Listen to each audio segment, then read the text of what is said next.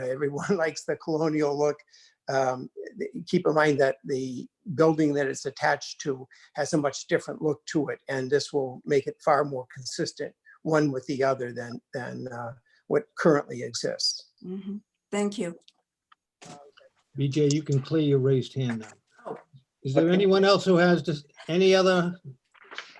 Mike Fenton's raising his hand. Yeah, okay, Mike, Yes. and then Bill. Okay. So in John Brooks's letter, he says that this will be a similar look to the adjoining building. Okay, and then I see in the pictures that were presented, both buildings look like they are brick. They have a brick facade. And what's proposed is a cementitious clapboard type of facade. So how is the cementitious clapboard facade similar to a brick facade? Okay, I'm going to suggest that you probably have seen the building and are aware of the fact that there is clapboard side to it on what I believe to be the easterly side of the building. So if you come in onto, what is it? Forest Avenue. Onto Forest Avenue and look directly at the building to your left, you'll see that clapboard side. There is brick also on the back side and on the north side of that second connected building. Okay, because the pictures that I see, there's 3 pictures here and they both show a brick siding. Yeah, I think that, I think they I make, believe they're all of the same building. Yeah.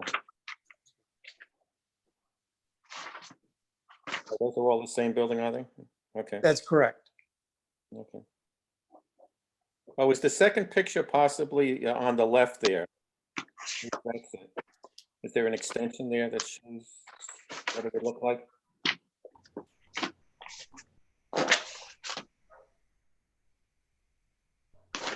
The second picture I have, shows the building. It has that sign, Coastal Financial Island Tax Associates on it. And then off to the left of it, there's like an extension. Is that what the clapboard siding would look like? I think so. That's in the letter that we got from John Brooks. I think he indicated that it would be very similar to the siding on that adjoining building. Yeah, it would have been helpful to have a better look at that, than just the pictures that were shown. So, but I'm okay with it. I prefer the cementitious clapboard to the vinyl siding. I think that would have a better appearance. So I'm willing to support it for that. Okay, Bill, your hand is showing. Do you have another question? I do. So again, I still support this application, but Dave, a question came to mind as we were talking about this. And as I reread the letter, one, I want to be clear that it is going to be a 4-inch lap. I know with hardy plank, you can get away with 5, 6, 7, and sometimes 8, depending on what you do. But I want to make sure that you as the letter states, I probably would look for a condition on the decision to do so, that it remains as 4-inch lap as indicated in the letter. And secondly, are all sides of each of the buildings being done? Are they doing all the sides? Are they leaving any brick exposed? There will still be brick exposed on the existing attached building. Okay, that's fine. Thank you. And the applicant has no issue with making a condition of the approval that it be a 4-inch slab. I believe that's what is proposed and expected. Thank you. Are there any other comments from the members of the board? Yes, Paul, I don't have a hand, but you can't see me, but I've got a question. Okay, I'd go for it. I think there's I want to see exactly which flavor clapboard we're going to pick to put on that building. I think there's 4 options. I'd really like to see which one is the preferred one that will go up on the building before I vote on it. Which one do you like, Art? Well, I don't know. I can't see them. I don't know what they look Oh, like. you don't have them in front of you. Oh, sorry. No. See, normally we would have these, brought to the planning board meeting. We could look at each one and decide which one looked the best. So I think that's my only question. Which one architecturally would be the one probably most pleasing to the eye. That's my thought. Mr. Fox, can you specify which one will be used? I can't. I don't know which one that they have planned. But I would suggest that we might be hair splitting here. And it's a collaborative looking application. I'm sure that if you look at the building that exists, you'll get a real good idea of what they plan on putting on the brick, all brick building. So if that satisfies you as to the way the building is going to look, then I think you advance it. But like I said, I think that essentially you're kind of splitting hairs to say you want to be able to pick between 4 different options when any one of them would satisfy the section of the Middletown Planning Board's review process. Mr. Fox, could you at least say that the one that most closely matches the other building will be the one that is selected? Yes, Art, is that satisfactory to you? I could live with that, yes. All right, so at this point, we have, I guess, 2 conditions. One is that it's a 4-inch lap and the other is that it's the one that most closely matches what is on the other building. Are there any other comments from members of the planning board? Just a comment. Go Sorry. ahead, Bill. Just another comment. Yeah, no, I think that's a great question, Art. And as we've developed the historical ordinance that we've done more recently, this would have been a great opportunity to ask for an opinion from the historical board that we have not signed off on yet, but just I wanted to use that as an example. But I think it's a great question. I think we've solved the decision of what most closely resembles, but I think it's a good example of what a historical board can do for us down the road and give us an opinion on what they believe is the most appropriate. And that all obviously could have been done prior to the meeting, but because of the situation, it doesn't. But just a comment, and I'm looking forward to. I probably would have done this, would have requested a referral to that board, but I'm satisfied with most closely resembling. Are there any other comments from members of the board? Are there any comments from members of the public? So anyone who's attending as a member of the public that wishes to speak, if you're on the Zoom app, you can raise your hand. If you're on the phone, you can hit *9. Move to close the public hearing. Ron, is anyone indicating? No, there's no hands raised. Okay. Bill has made a motion to close the public hearing. Do I have And a by Art. second? Second. Art, did you Wait. second the motion? Yes, I did. Thank you. A motion is made and seconded to close the public hearing. Is there any discussion? BJ, your hand is up. Do you have something to say? No, Art said it for me. Oh, okay. All right, thank you. Okay, all right. So let's vote on the motion. Mr. Pirro, Aye. Mr. Chumo, Aye. Mrs. Owen, Aye. Mr. Weber, Aye. Mr. Fenton, Aye. Mr. Nash, Aye. and I vote aye, so the public hearing is closed. May I have a motion for approval for the waiver request, subject to the 2 conditions that were mentioned, a 4-inch lap and a selection of the one that most closely resembles what is on the other building. May I have that motion, please? Motion to approve with the 2 conditions, Art Weber. Thank you, Art. Someone second it? Second. John Schumo. Thank you, John. It's, Motion's made and seconded to approve the waiver request with those 2 conditions that were mentioned. Is there any discussion? BJ, your hand is still up. Is that, do you have? No, it's supposed to be down. Okay, just cleared. Any discussion? Sorry. Okay, we will vote. Mr. Pirro, Aye. Mr. Chumo, Aye. Mrs. Owen, Aye.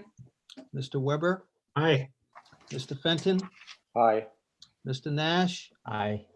and I vote aye also. Motion passes 7-0. Thank you, David. Thank you David. all. You guys have a nice evening. This has been fun and interesting. Don't jump Hey. off that bridge. Thank you, Mr. Fox. Okay, have a nice evening. The next item on the agenda is under new business. Item 5A, a request of Peter Gallipo, Saltwood Farm Development LLC, for extension of the time frame for recording of phases 2, 3, and 4 of the Saltwood Farm subdivision, Bailey Avenue and Satchwest Drive, Plat 126, Lot 4. And Ron, I'd like to ask you to introduce this item. Well, Mr. Gallipo is joining us, and whoops, I just muted him by mistake. Peter's requesting an extension of the approval of the, three of the 4 phases of the Saltwood Farm subdivision. One of the phases has been recorded. Phases 2, 3, and 4 have yet to be recorded, and that time frame, the deadline for recording has expired. We've had extensions on this before. We kind of let it slip in terms of the last extension expiring. So Mr. Gallipo is requesting that the board consider granting, I guess it would be a retroactive extension of that approval to allow him some more time before he records, but I'll let him to speak more on that. Hey, Ron, as you know, I'm recusing myself on this issue. That's right. Thank you, John. Thanks for reminding me. So for the record, John is recused on this. Thank you. Shall I I'm get gonna off the mute- screen? I'm going to mute you just to be safe. Before we ask Mr. Gallipo for comments, I have a question for Peter. Yes, Peter, can we approve this retroactively? you can. There's nothing, unlike some other parts of the zoning code, for example, there's nothing that specifically says that the request for extension has to come in before the period for recording expires. The only thing that the regulations do say is you have a right to grant an extension for good cause shown. So that's really, So it there's sounds like, nothing in the regulations that would prevent you from granting the extension if you find that there's good cause for it. thank you. Mr. Gallipo, do you have any comments to add? Yes, Mr. Chairman, good evening. So it's a phased project, which really requires 1 foot to be put forward before the other. In this case, in phase 1, there was a extension of the water main at roughly 2,000 feet from Green Avenue in Berkeley, down Paradise and up Bailey Avenue, which was a substantial project. The second phase is to bring sewer from the other direction for phase 3 of the project. So phase 3 is dependent on both phase 1 and phase 2. And economic circumstances have been difficult, and the money simply hasn't been there for me to execute and complete all 4 phases at one time. So we're bootstrapping this a little bit. We completed phase 1. In February, we're fortunate to have sold 3 of the lots there, and we're prepared to move forward now, 2020 to, we expect to get the remaining work completed, other than perhaps shade trees and the finished coat of asphalt on the remainder of the project. Thank you. Comments or questions from members of the planning board?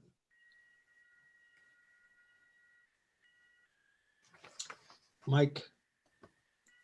Has the planning board had a chance to do a site visit at this place? I can't answer that. This is an approved subdivision, so this is not something you would do a site visit at this point. The subdivision was actually approved many years ago. Yeah. It's in the process of being developed, and this is just an issue requesting an extension of the time frame to record those final phases. So there's really no decision to be made in terms of the development itself. It's simply a decision on whether you wish to grant that extension of the time to record the plan. I mean, the only reason I asked that is because I was looking at the plot layout here that was provided, and it's very illegible. You know, I can't even figure out, you know, what streets are bordering it. You know, I guess Bailey Avenue is one, and you know, there's some other ones there too, but they're not legible on the Yeah. diagram. So Well, I can get you those plans in a better form after the meeting, but like I said, there's really nothing in terms of the subdivision itself that you're approving. It's simply an extension of the time frame.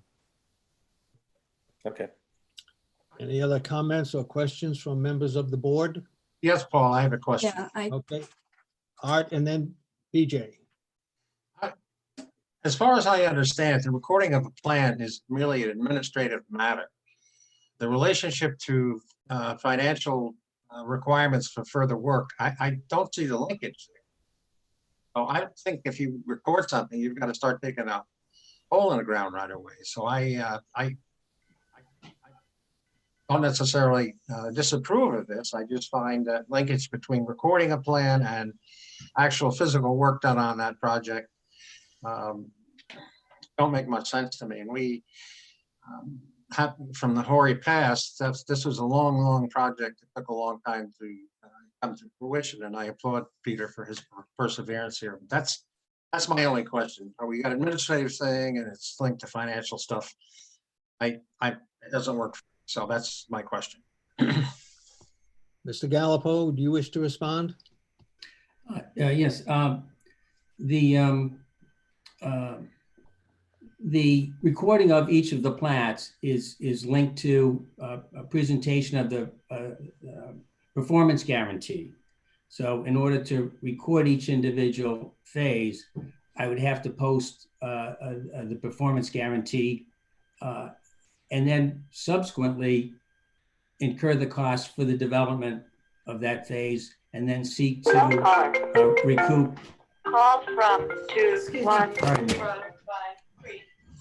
That was not me. My bad, I apologize. So the performance bond would have to be posted for the entire project in order for me to have recorded the plats, you know, from the get-go. And the primary reason it's a phased project was because that wasn't possible financially. So I mentioned earlier my first comments that this is we're bootstrapping this a little bit by obtaining funds from the phase one sales to move forward. So if I could simply record the plats, I would do so, but it's the performance guarantee requirement that is slowing it down for me. Okay, that satisfies me. Thanks, Paul. Hey, Art. BJ? Yes, I have, first of all, a comment that a number of years ago, the planning board did do a site visit, a very thorough site visit. And I don't think that there are too many members on this board that went. I think is Art the only one, maybe, and myself. I'm And very familiar with it. yeah, oh. I lived it. I wasn't on the board, but I remember that development very well. You remember that. Well, my point is I would like to know what is the time frame that Mr. Galpo is requesting from the planning board. The request is for an extension to July 31st of next year, 2021. Oh, okay, I didn't have that down in my notes. Thank you. Yep. Any other comments from members of the board? I have just one question, and that probably goes to Ron. Do we have to specify in the motion? I assume we have to make it retroactive. Do we have to specify the date to which it's retroactive? That's probably a question for Peter. I don't think so. It's just a retroactive approval. Yeah, I think you're just extending it to the date that Mr. Gallopo has requested or some other date that if you're not comfortable with that particular date. But just simply approving an extension to date X is sufficient. Okay, so are there any other comments or questions from members of the board? And in the motion, you should just specify that it's for phases 2, 3, and 4. Okay, so may I have a motion for an extension of the time frame for recording for phases 2, 3, and 4 of this project? Motion made by Art Weber. Second, Bill Nash. Motion's made by Art, seconded by Bill. Is there any discussion on the motion? I will call the roll for voting. Mr. Pyrick, Aye. Mr. Chumo. He's recused. Oh, he's recused, that's right, thank you. Mrs. Owen, Aye. Mr. Weber, Aye. Mr. Fenton, Aye. Mr. Nash, Aye. and I vote aye, so it's a 6-0 vote in favor. Motion passes. Thank you, Peter. Thank you, Peter. Thank you, Thank you, Mr. Peter. Chairman. Thank you, members of the board. Have a great night. See you, You Peter. as well. Bye-bye. The next item of business is item 5B. This is a new item before the board, and it's one of the items that was on the prioritized list of the items from the comp plan that the town council wanted the planning board to address.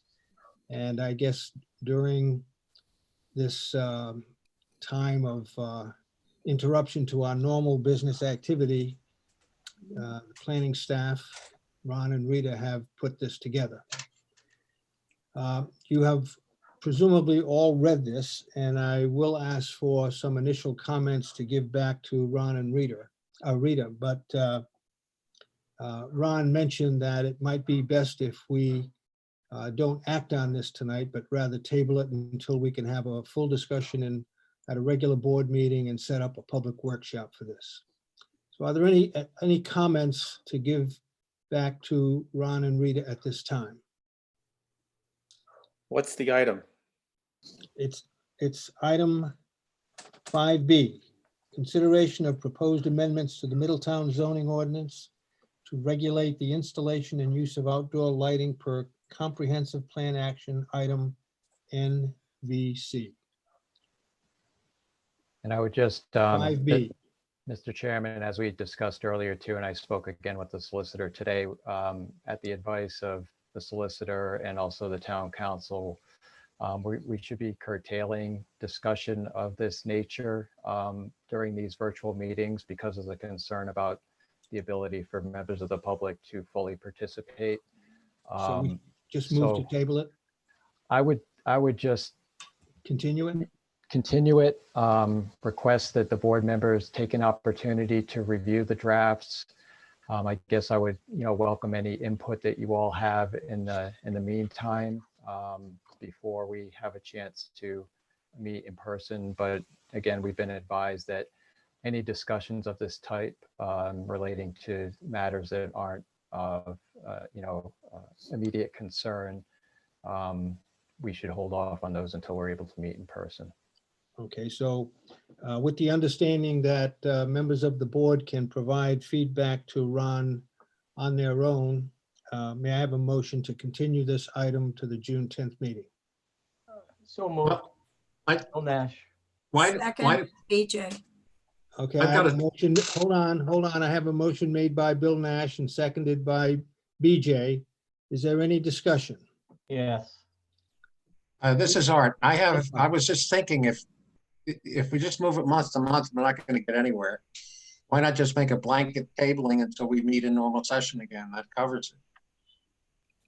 Because we'll just be tabling this again next month to the following month if we're still meeting in a virtual manner. If it's appropriate, I'll amend my motion to be that way. So we have an amended motion to table this item until we are meeting in person again. I second the motion. And BJ is seconding the amended motion. Is there any discussion on the amended motion? Yes, I did raise my hand, Mr. Chair. Yes, I see it, and I was going to call on you. Go ahead, Bill. Thank you. Just a quick question, Ron. It's an interesting read. Where did you get the standards? Where did you start from, I guess, is what I. A lot of the research that this draft comes out of was done by Kevin, months ago at this point, back when he was here. So he was looking at ordinances from other locations and kind of melded them together into one. So again, this is as with all these zoning amendments that we look through there, it's a starting point. It's a straw man to have you guys look at, pick apart, and then we'll have, when we're able to, we'll have more discussion on what the details should be. Thank you. It's interesting. It looks like a good, you've addressed a lot of good stuff in here. I like it so far. Well, pick it apart. We'll have some time to look through it and talk about it. Do I need a motion to table this? I think there is a motion on the table to table. Any further discussion on that's right, the amended My motion? to dinner is table. on the table too. Any further comments on the amended motion? I will call the roll. Mr. Pyrick, Aye. Mr. Chumo. We never brought Mr. Chumo Oh, back to the All meeting. right. Whoops. All right, John, there you are. All right, Mr. Shumo says aye. Did you hear the discussion? Yes, I did. Oh, good. Okay. Okay. Mrs. Owen, Aye. Mr. Weber, Aye. Mr. Fenton, Aye. Mr. Nash, Aye. and I vote aye. So this item is tabled until we have an in-person meeting. The next item on the agenda is item 5C. Consideration of proposed amendments to section 400 definitions and section 725 of the Middletown zoning ordinance regarding ground-mounted solar photovoltaic installation, including design requirements for all arrays and specific provisions for arrays mounted on carports and canopies. I would like Ron to make some introductory comments on the origin of this, and then I suggest that we treat this the same as the one we just dealt with. Ron? Right. So where this is coming from is we've received at least one, maybe two inquiries through the building inspector's office for installation and construction of carports to support solar arrays in commercial parking lots. And not a bad idea. I think it's probably a good use, a good place to put solar arrays. The problem is our zoning ordinance doesn't address that as an option. All we have at this point in the zoning ordinance is ground-mounted arrays, which have limitations such as the height of the array being no more than 12 feet and other limitations that would not be practical in a carport situation. So the proposed amendments would institute carports into that, into the ordinance. And the other thing that I've asked or suggested the board consider is making some amendments that would make the conditions or the limitations on development of ground-mounted solar arrays in residential districts more clear, particularly as it relates to limiting the amount of land area that's covered by the solar arrays. The language in the current ordinance isn't terribly clear. And I, again, just took the opportunity since I was looking at the carports to also look at that language. So that's kind of two parts of the draft that you have in front of you. Thank you. Bill, I see your hand up. Do you have a comment? I was going to put it up. I see it's down, but I just, the same question, Ron, relative to that. I mean, good, again, it looks like a good amount of info there. Did you pirate those standards as well? Hope so. Well, no, not actually. It was just kind of tweaking what we already have in the ordinance. Okay. You know, there's some, at least in terms of the carport, some need to modify the height limitations and that sort of thing. I did a little bit of work on the requirements for buffering and landscaping. As far as the residential districts, I think the percentages would be the same in terms of the maximum coverage. The language in the current ordinance, though, when it talks about 25% maximum coverage, that 25% is based on the actual area of the panels. So the total, once you get the area of each panel, total that up for all the panels, that's the way it reads right now. So really the installation, once you get the panels on the ground and they're separated by certain amount of space and they're fenced in, it's going to be much greater than 25% if you're only Right. looking. So Right. that's one of the things that I tweaked in there to specify that the area, the land area of the installation, meaning the fenced in area, is 25% max of the property. Okay. I'll look at it a little bit deeper. Thank you, Ron. Yeah, again, we should probably, again, curtail the discussion on this until we have an opportunity to do it in person. But in the meantime, if you have any questions or comments, feel free to get those to me. Mike, you have your hand up. Is it something in detail or? In looking at this, I didn't see any structural requirements for, say, the carports or the canopies that the. Mike, solar- why don't you give that feedback to Ron personally, and we'll save the discussion to when it's at an in-person meeting. Okay, Well, quick answer to that would be building code. Yeah, on a direct, not yet, right? Yeah. Good Okay, question. may I have a motion to table this item to the next in-person meeting of the planning board? Motion made by Art Weber. Second by Bill Nash. Motion's made and seconded to table item 5C to the next in-person meeting of the planning board. Any discussion? I will call the roll. Mr. Pyrick, Aye. Mr. Chumo, Aye. Mrs. Owen, Aye. Mr. Weber, Aye. Mr. Fenton, aye. Mr. Nash, Aye. and I vote aye. Motion passes 7-0. Next item on the agenda is updates. I will, on this one, simply ask, are there any comments on the status report that Ron distributed? Raise your hand, show your raised hand if you have any comments. I see none. Otherwise, I will simply ask, on all the committee reports, is there anyone who has a compelling report to make at this time? I hear nothing and see no raised hands. Our next regular meeting or somewhat irregular meeting is scheduled for June 10th. Is there anything else to come before this meeting? May I have a motion to adjourn the meeting? So moved. Second.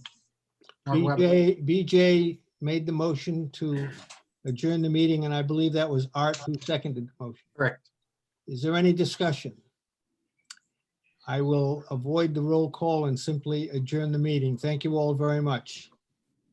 Thank you, Paul. Thank you all. Thank you, folks. Thank you, Paul. Thank Take you, care. everyone. Take care. Stay safe, Good job, everybody. Tom, everybody. thank you. See you soon. You say, Ron, are you Thank really you, not in your thank you, basement? Martha. What's that, Bill? Are you really in your basement? I am really in my basement. Come on, take believe that it. out, take that screen off. I want to see. I want to see the water heater. Hold on, I don't believe that. That looks great. hold on, I got it. Oh my God, the green There screen, you yeah. go. That's great. Rita, you're next. It works. Rita, you're next. You Oh, gotta get one. I'm really in my house. Really a house, yes. That's a great. Thank you, great thing. Peter. All right. Thanks good again, night. everyone. Yeah, thank Good night, you. folks. Good night. See ya. Uh, Good night. Everyone stay safe. Bye. Stay safe. Thank you.